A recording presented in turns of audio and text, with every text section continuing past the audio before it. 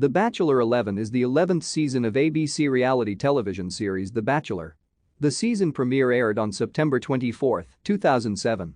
The show features the winemaker from Austin, Texas, Bradley Womack, courting 25 women.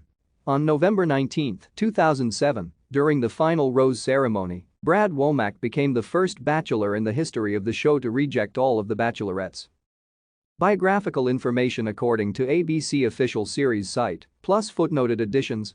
Deanna Pappas was chosen in the 4th season of The Bachelorette, while Jenny Croft made an appearance in that season as well.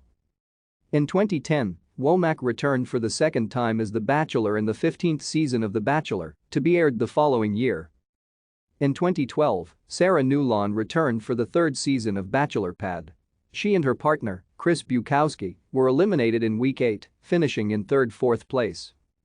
In 2020, Christy Katzman starred in the dating game show Labor of Love. Thank you for watching. Like and subscribe if you would like to view more of our videos. Have a nice day.